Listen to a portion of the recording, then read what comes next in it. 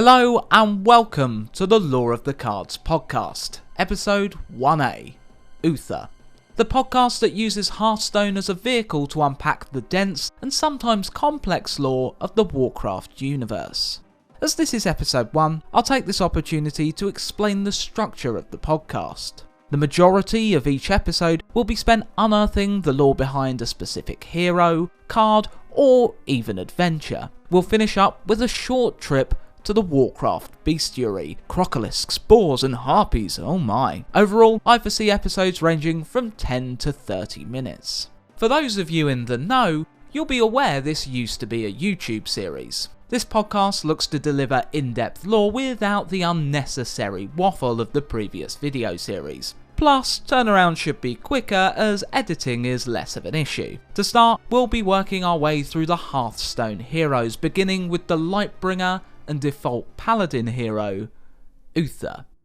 Uther's story begins during the first war between orcs and humans. This event is so key in Warcraft history that the passage of time is often marked around this war. Anything that takes place after this war is marked by the letters ADP and before BDP. These acronyms stand for After and Before Dark Portal. The Dark Portal was the means by which the orcs travelled to the world of Azeroth. As the Kingdom of Stormwind fought a losing effort against the orcs, Uther was an apprentice cleric in the Kingdom of Lordaeron, mentored by Archbishop Alonzus Fal, leader of the Church of the Holy Light. The Light is one of two fundamental forces of the universe, and many races on Azeroth worship it. Those that do are often dedicated to creating a world of honour and justice. Sometime during this period, Uther also trained to become a knight. He was clearly held in high regard, as it was he who was entrusted with escorting the young Prince Arthas back to Lordaeron's capital city as the Stormwind refugees began to pour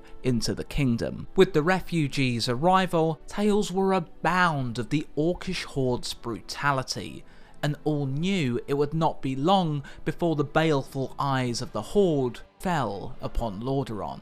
Anduin Lothar, the commander of the Stormwind refugees, sought an audience with Lordaeron's king, Terenas Menethil II. Lothar urged Terenas to call a meeting of the human nations, as without unity, the horde would pick them off one by one. The leaders gathered: Gilneas, Kolteras, Dalaran, Stormguard, and Alterac. Not all were sold on the idea of forming an alliance, and the debates began to rage. As the humans debated, the orcs conquered the region of Khaz Modan, defeating the dwarves and gnomes that called this region home, forcing them to hide away while the orcs made use of the region's abundant resources. Eventually, after gnomish and dwarven refugees arrived in Lordaeron, and off the back of an impassioned speech by a priest called Torellian, the leaders of the human nations agreed to unity. The Alliance of Lordaeron was born, and Anduin Lothar would be that army's supreme commander. When the Stormwind refugees arrived in Lordaeron, Archbishop Fal was among those that listened to the tales of the horde with concern. One particular tale piqued the Archbishop's interest: how the clerics of Stormwind fared against the horde. The orcs quickly identified the healing powers of the clerics, and as a result, showed them no mercy. They focused the healers, charging them down, and with no armour or weapons to protect themselves, the clerics met with swift, bloody ends. With this in mind, Fal came to Lothar with a proposal.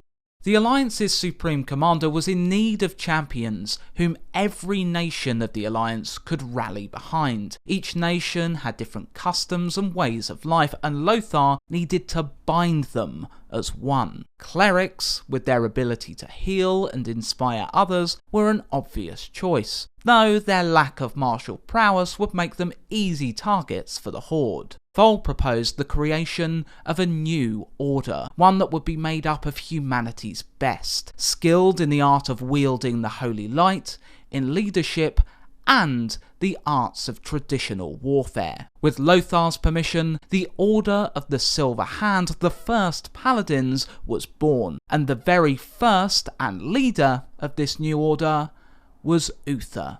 He, alongside Turelion, Sadan Dathrahan, Tyrion Fordring, and Gavinrad the Dire, trained day and night under the tutelage of Thol while travelling with the Alliance armies. The Paladins would live simple lives. They would not seek fortune or glory in war, and in the hard times to come, they would act as beacons of light in the darkness. As the Paladins' training progressed, they were presented with some of the Church of the Holy Light's most ancient relics, enchanted Librams. Each represented what Thol saw as core traits of the Silver Hand: retribution, holiness, protection, justice, and compassion. The owner of each Libram would look to represent their trait absolutely.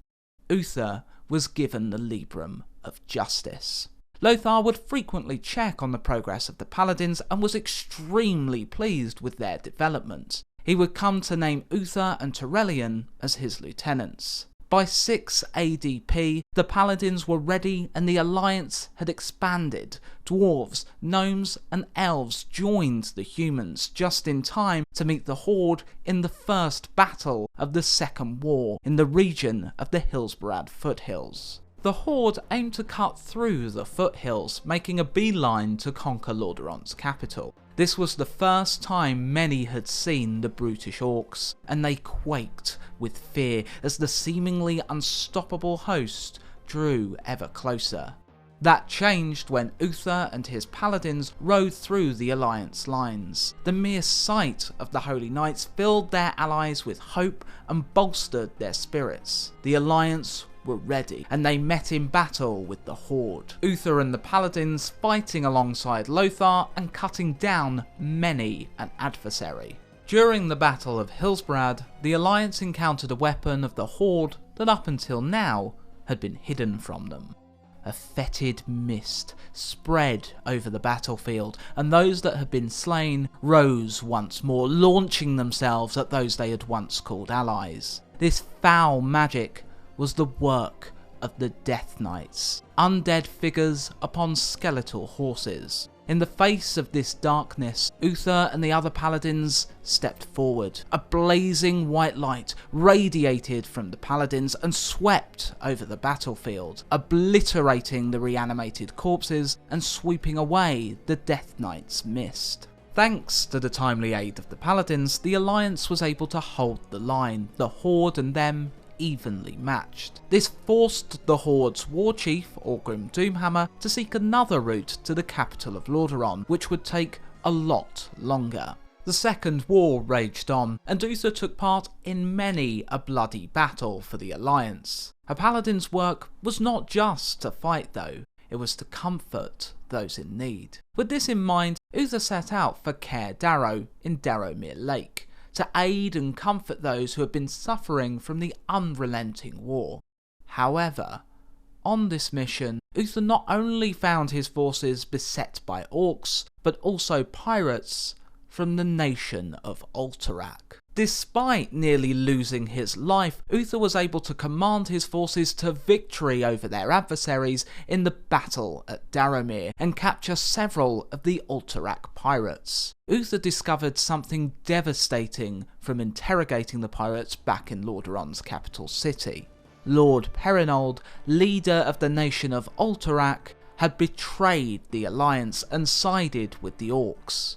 In exchange for his kingdom's safety, Perinold would grant the orcs safe passage through Alterac, a direct route to Lordaeron's capital city. The orcs descended upon Lordaeron with only those in the city to defend it. With safe passage to the city, the Horde had arrived quickly before any Alliance reinforcements could come to bolster their defences. All Lordaeron could do was hold on until reinforcements arrived. Luckily for them, their ruler, Terenus, was a cunning and inspirational leader, and with him on the ramparts organising Lordaeron's defences and Uther lending his combat prowess, Lordaeron was able to hold until reinforcements arrived. The Alliance were able to push back the Horde and win a decisive victory. Alterac had also been defeated, complicating the Horde's escape. Rather than let up, Lothar commanded his men to push on. They would hound the Horde armies, liberating the region of Khazmodan and eventually pushing the Horde all the way back to Blackrock Spire, perhaps their greatest stronghold. Uther would join Lothar and Turelion in the siege upon Blackrock Spire, but before joining them, he took a slightly different route. The Paladin took it upon himself to make sure that all Horde presence was completely eradicated in the region of Lordaeron. When the Alliance prepared to siege Blackrock Spire, the Horde came out to meet them. The war chief Orgrim Doomhammer cut a path through to Lothar and defeated the decorated hero in one-on-one combat. By doing this, Doomhammer hoped to crush the spirits of the Alliance soldiers, and for a moment it did exactly that. But the Paladins did not falter. Turelion unleashed his holy power, a blinding light radiating from him. He picked up Lothar's broken blade and managed to knock the Orcish warchief unconscious. The Alliance fought back and defeated the Orcs, capturing those that were left after the battle and rounding them up into internment camps. For his effort in the fight, Turelion recognised Uther for the inspiration he brought to his men. "And I thank you, Uther the Lightbringer," Turelion replied, and he saw the old paladin's eyes widen at the new title. "For so shall you be known henceforth, in honour of the holy light you brought us this day." Uther bowed, clearly pleased, then turned without another word and walked back towards the other knights of the Silver Hand, no doubt to tell them their marching orders. There was one final battle to be fought. Uther and Turelion led their men to the Dark Portal, a giant magical structure from which the Orcs had crossed over from their homeworld Draenor to Azeroth. The Burning Blade clan and those that had fled from defeat at Blackrock Spire were ready for the Alliance, but ultimately they were outnumbered. The battle was bloody even by the war's standards, as desperate Orcs fought for all they were worth. Ultimately though, Turelion was able to guide his men to victory, in no small part thanks to Uther's skills and bravery. The surviving Orcs fled through the Dark Portal before its destruction, and the Second War came to a close.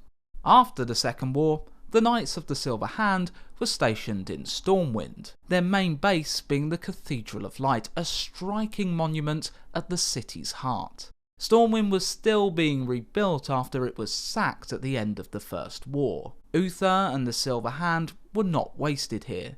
They tended to the sick and injured, gave assistance to orphans and the elderly, and, even on occasions, helped deliver children. This was a far cry from the glorious battles they had taken part in, but this work was necessary to lift the spirits of a populace who still felt the devastating effects of war. The Dark Portal would reopen, the Orcs would resurface for a brief period, and as a result, Turelion would lead a force to defeat the Orcs on their home world. Turelion succeeded in sealing the Dark Portal again, but as a result became stuck on a world that had been torn apart by the reckless use of dark magics. Uther remained upon Azeroth and would return to serve King Terenas. He remained a stalwart and ever-vigilant protector of the Alliance. Uther also mentored and trained further paladins to join the ranks of the Silver Hand, and he served as a shining example for all knights and clerics of the land. Uther maintained peace, helping settle disputes and suppressing uprisings and civil unrest throughout the realm. Uther was extremely close to the royal family of Lordaeron. Both Terenas and himself had a deep appreciation for the light. Uther would regularly pray to the light alongside the royal family in prayer sessions. Terenas entrusted Uther to train his son Arthas from a very young age to become a paladin. As a result, Uther grew even closer to the royal family, the paladin coming to view the young prince as an adopted nephew, feelings that were mutual between the two. Uther sought to help the young prince to become worthy of his father's crown. It was for this reason that a now aging Uther did not retire and continued his work as a paladin, not taking his long overdue retirement. When Arthas reached the age of 9, his training regime became intense. He trained in combat with the dwarf Muradin Bronzebeard. The prince rose each day before dawn, and after a simple breakfast of bread and cheese he would ride and hike with Muradin until winded. When the prince returned home, he would sit lessons in maths, history and calligraphy. After a midday meal, the prince spent his entire afternoons with Uther in the chapel. Together the two prayed, meditated and discussed the nature of paladins and the rigorous disciplines they must observe. Arthas would go to bed utterly exhausted and enjoy a dreamless sleep, before rising and beginning this all over again. As well as training Arthas, Uther would occasionally be called to travel with Terenas on diplomatic missions during this time. At the age of 19, Arthas was ready to be inducted into the Order of the Silver Hand, a day of immense pride for Uther. Despite the intense training Arthas had endured up until this point, he confessed to Uther that he did not feel worthy of the honour about to be bestowed upon him. Uther's response shocked Arthas somewhat, as the Lightbringer had always been a steadfast servant of the light. "Lad, no one feels ready. No one feels he deserves it, and you know why? Because no one does. It's grace, pure and simple. We are inherently unworthy simply because we are human, and all human beings, aye, and elves and dwarves and all other races, are flawed. But the light loves us anyway. It loves us for what we sometimes can rise to in rare moments. It loves us for what we can do to help others. And it loves us because we can help it share its message by striving daily to be worthy, even though we understand that we can't ever truly become so." Uther took part in the ceremony of Arthas' induction. He adorned the prince with large ceremonial shoulder plates. Despite the Lightbringer being a paragon of control, Arthas knew him so well that he could detect just how proud of him he was. Uther's eyes were bright with unshed tears, and when he spoke to the assembly, his voice was powerful. But Arthas could detect the slight tremble of emotion. The ceremony finished with the paladins and clerics present raising their right hands in Arthas' direction. The light came down and blessed the young prince. Despite being inducted into the order, Arthas' training with Uther did not stop there. Uther focused equally, training Arthas in arms and in prayer and meditation. The Lightbringer reasoned while paladins must be able to cut down their enemies, they must also be able to heal their friends and themselves. Uther's training in arms differed somewhat to the training Arthas had received from Muradin, focusing more on form and technique rather than winning a fight at any cost. This helped transform Arthas into an extremely well-rounded fighter. As time passed, it was Arthas that took part in more public functions. Terenas was getting older, so travel had become more taxing, and Uther has increasingly withdrawn into the spiritual aspect of the light. The relative peace humanity had been enjoying up until the Third War was soon to come to an end. The orcs in the internment camps had entirely lost their will to fight. Completely dejected, no bloodlust burned in their eyes. As a result, the camps were nearly pointless, because the orcs had no desire to escape. There were only occasional troubles from small groups of orcs within the kingdom, but nothing that the kingdom couldn't handle. However, this all changed with the rise of a new war chief, Thrall. Raised from birth by humans, the young war chief had somehow managed to rally the orcs and began to break them out of the internment camps. Terenus dispatched Uther along with Arthas to find and take down this upstart warchief in order to put an end to the Orc revolt. Uther and his paladins hunted Thrall, but never came face to face with the young upstart. The warchief was able to cleverly evade detection despite his growing forces. Thrall performed several hit-and-run attacks to free his people, and the efforts Uther made to corral these attacks turned out to be useless. Thrall remained hidden.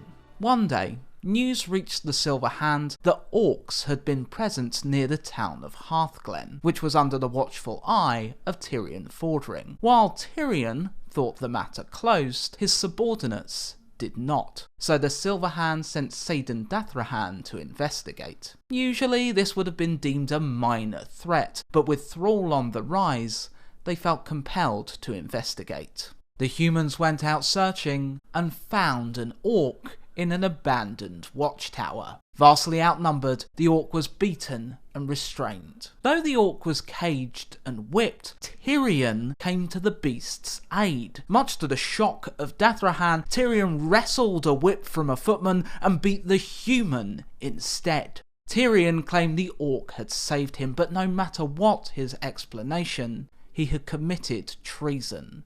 Tyrion Fordring of the Silver Hand was taken into custody and carted off to the city of Stratholme. Tyrion's trial took place in the halls of justice. 4 jurors presided over the trial: Lord Admiral Dalin Proudmoore of Colteras, Archmage Antonidas of Dalaran, Archbishop Alonsis Fol, and the freshly minted paladin Arthas. The judge for this case was none other than Uther the Lightbringer.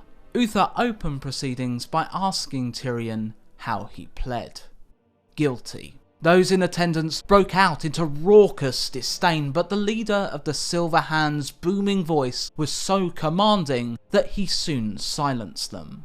Uther called Dathrahan as the first witness. While Saidan outlined why he had accused Tyrion of treason, he did preface his accusations by saying, "Tyrion Fordring has always been a man of honour and nobility."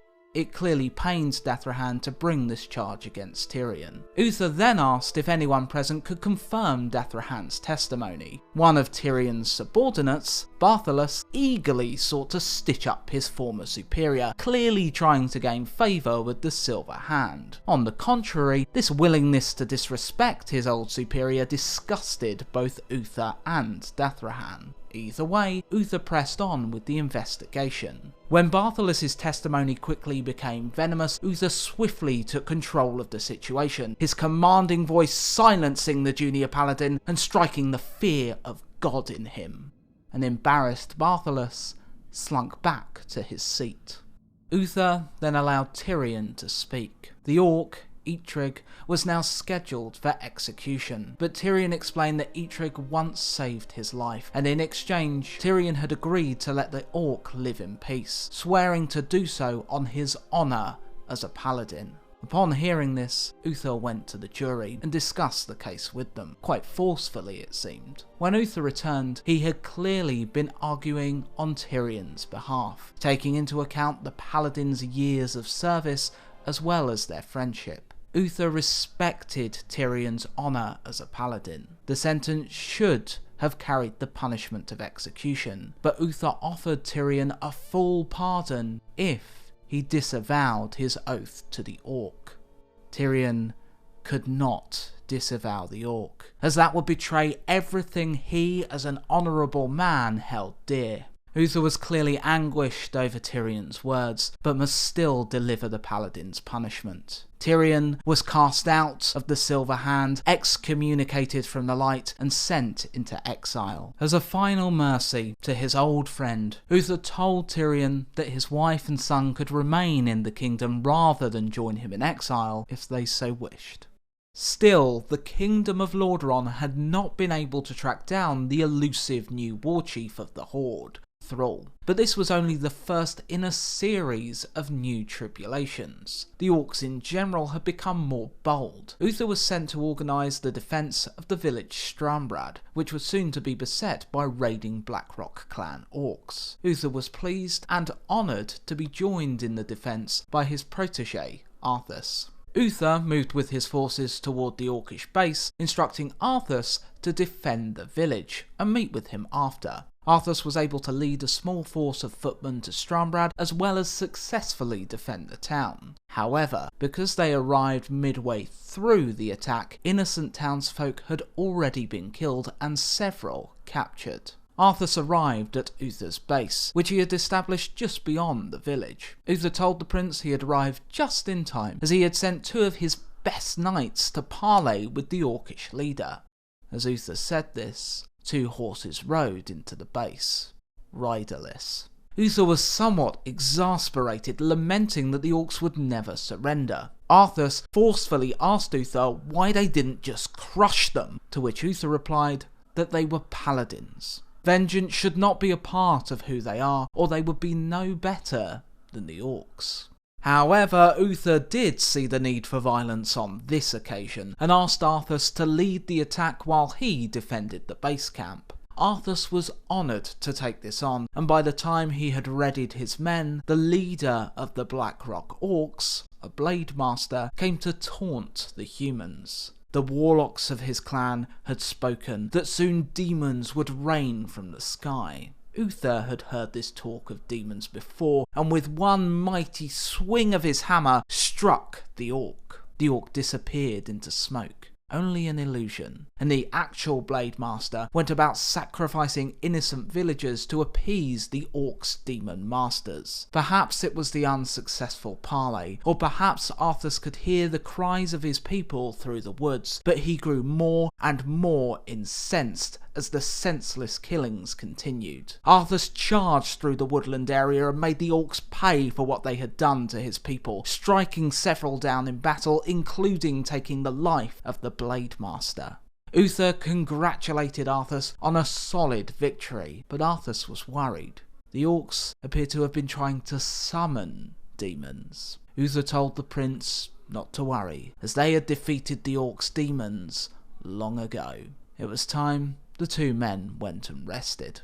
Several days passed, and Arthas was sent to investigate a phenomenon by his father, which would show itself to be the Plague of Undeath. Distributed by the necromancer Kel'Thuzad, this disease transformed the living into the undead, allegedly at the behest of a demon named Mal'Ganis. Arthas soon found himself in a very difficult situation, stationed at the village of Hearthglen with a seemingly unlimited number of undead bearing down on him. Luckily for Arthas, he had been joined on his travels by his old friend, the mage Jaina Proudmoore. Jaina travelled as quickly as she could to bring help. That help, which came just as Arthas's forces were about to buckle from the pressure, was Uther, leading a regiment of knights. With the Lightbringer now on the battlefield, the humans were inspired to fight on and managed to defeat the undead. Uther was impressed that Arthas managed to hold out as long as he had, but he noticed that if he hadn't arrived just in time, the story could have been very different. Despite Uther meaning to compliment Arthas's resilience, Arthas bit back at the Lightbringer, claiming a lack of resources. Uther reprimanded him. Now was not the time to be choking on pride. The undead were unlike any enemy they had faced before. Their ranks were bolstered with every one of Lordaeron's killed soldiers. Arthas resolved to travel to the city of Stratholme to confront Mal'Ganis. Uther warned Arthas he couldn't hope to defeat a being who controlled the dead, but the prince was determined. Jaina stood stunned by how Arthas had reacted to Uther's words. She was also shocked to see Arthas leave without a moment's hesitation, without waiting for anyone to follow. Uther had seen this before though. Terenas had been the same, always wanting to save all his people. However, the current king had discovered that sometimes a ruler must make hard decisions and choose the lesser of 2 evils. Sometimes there was no way to fix everything. Uther set about preparing the men ready to follow Arthas. Upon arriving at Stratholme, Arthas came to a harrowing conclusion. The plague was being transported via grain, and the prince could smell the unmistakable scent of freshly baked bread on the air. By now, the citizens could have consumed the bread, and it was only a matter of time before they turned into the undead. Arthas came to the grim conclusion that the city must be purged. Uther was aghast, shocked his former pupil could even consider that. The great paladin said there must be some other way, but Arthas's mind was made up, and as Uther's future king, he ordered the paladin to purge the city. Uther responded, "You are not my king yet, boy, nor would I obey that command even if you were." Arthas told Uther that he considered his insubordination an act of treason, so he stripped Uther of his command, suspended him and his paladins, and sent them away. Many followed Uther, disgusted with what Arthas was about to do, including Jaina Proudmoore. Still stunned and angry, Uther turned to his student as he left, and told Arthas that he had crossed a terrible threshold this day. 3 days after Arthas purged the city and took his men to the far-off continent of Northrend, Uther returned and gazed upon the devastation the prince had wrought. Buildings were ablaze with undying flames, and corpse piles littered the streets. Within the devastation, Uther found Jaina and knew Arthas had likely told her where he was headed. Arthas had taken Lordaeron's entire fleet on his mission to Northrend. Unaware of what Arthas had wrought in Stratholme, the men had followed him without question. Before Uther left, Jaina voiced her regret. If she had said something different, maybe this could have been avoided. Uther empathised with her, saying he felt the same way, but the paladin knew that things could not be undone now, and that he must press on. Uther feared that the Arthas he had once known could not return after such an act. Having witnessed the full depth of Arthas's butchery, Uther returned to the kingdom of Lordaeron and sought an audience with his friend and king, Terenas. After confiding in Terenas, the two came to the conclusion that Arthas's mental state had deteriorated due to the harrowing scenes he had witnessed in Hearthglen. As a result, upon Uther's urging, Terenas recalled Arthas's forces. However, it would be weeks before Arthas returned from the Cold North, triumphant over Mal'Ganis. Despite the prince's return taking a suspiciously long time, the kingdom of Lordaeron erupted in celebration. Terenas greeted his son warmly as he entered the throne room, but his son was no more. Arthas murdered the king, impaling him upon his new weapon, the runeblade Frostmourne. While in Northrend, Arthas had defeated Mal'Ganis, but had also unwittingly become the champion of the Undead Scourge's true leader, the Lich King.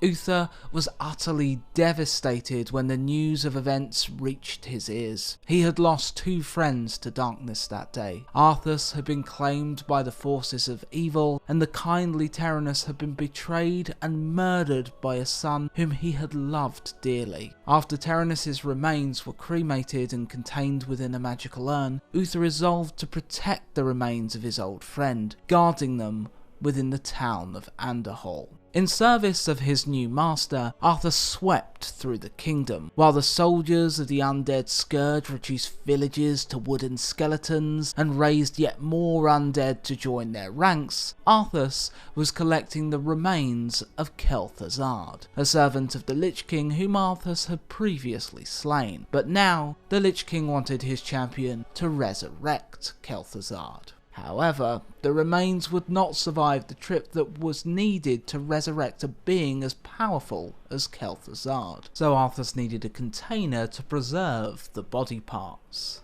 A magical urn. The Scourge descended upon Anderhall. Terenas had only recently been cremated, and the funeral procession was moving toward Anderhall when Arthas's forces surrounded them. Uther came face to face with his fallen student. Uther remained composed, but his eyes burned with righteous fury at the sight of Arthas. The two exchanged barbs, Uther lamenting the fact that Terenas had ruled Lordaeron for 50 years, and that Arthas had destroyed it all in a matter of days. The paladin hinted that Arthas had taken the easier path, as undoing and destruction were easy. Arthas told Uther to give up the urn. Uther was shocked. "The urn holds your father's ashes, Arthas. What, were you hoping to piss on them one last time before you left his kingdom to rot?" This affected the small part of Arthas that remained human, but the fallen paladin would not be dissuaded. Tears now stung Uther's eyes. I didn't want to believe it. When you were young and selfish, I called it a child's failing. When you pushed on stubbornly, I dismissed it as youth's need to move out from under his father's shadow. And Stratholme, forgive me, even that. I prayed you would find your own path, to see the error of your judgment. I could not stand against my liege's son. Uther was determined to honour his last promise to Terenas, his friend. He would see his remains treated with reverence, even if it meant the end of his own life. Uther was just thankful Terenas had not lived long enough to see the true extent of the monster his son had become. Arthas and Uther joined in combat. Even with the mighty Frostmourne in hand, Arthas was bested by his mentor at the start of the battle. Light radiated from Uther's form, and with a mighty hammer blow, he brought Arthas to the floor. The light continued to radiate from Uther, the paladin seemingly becoming an avatar of the light's holy power. Uther would have delivered a killing blow to his former pupil if not for a surge of power granted to Arthas by the Lich King through Frostmourne. As Uther had once told Arthas, you cannot hope to defeat a being who controls the dead. The power of the Lich King bested the paladin. On his knees, bleeding profusely, Uther's final words to the man he had once loved like his own family were, I dearly hope there's a special place in hell waiting for you, Arthas. Arthas's next blow killed the paladin instantly. The mighty Lightbringer's soul was claimed by the runeblade Frostmourne. After his defeat, Uther's body was able to be recovered and entombed in the lands that would later become known as the Western Plaguelands, a beacon of light in a land that would become infested by the Scourge. The inscription upon his grave reads, Here lies Uther the Lightbringer, first paladin, founder of the Order of the Silver Hand. Uther lived and died to defend the kingdom of Lordaeron. Though he was betrayed by his most beloved student, we believe that his spirit lives on. He continues to watch over us, even as the shadows close in around our ruined land. His light is the light of all humanity, and so long as we honour his example, it shall never fade. Uther's ghost would occasionally appear to thank those of the Alliance who honoured his memory and forgive those of the Horde who sought to desecrate his tomb. Arthas would eventually become the Lich King himself, and when heroes of the Horde and Alliance stormed the Lich King's fortress of Icecrown's citadel, Uther's soul was there to offer them advice and support. The factions sought to steal Frostmourne from the halls of reflection in Icecrown. When stood before the blade, Uther's soul appeared before the heroes. He told the adventurers that someone must take the place of the Lich King, or the Scourge will once again run rampant over the lands of Azeroth.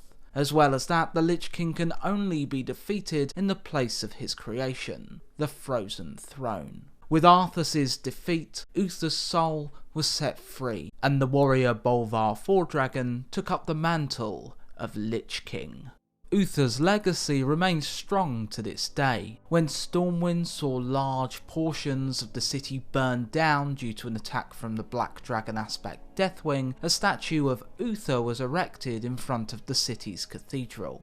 Soon, World of Warcraft players will come face to face with Uther again in the newest expansion, Shadowlands. The barrier between the realm of the living and the realm of the dead, the Shadowlands, will become shattered when the helm of the Lich King is destroyed. The realm of the dead consists of several regions, and how someone lived will determine what region their soul goes to. Uther's spirit is in the realm of Bastion, the realm of the purest and best among us. Heroes will seek to save Uther from dark forces that look to transform the great paladin into a being of malevolent retribution.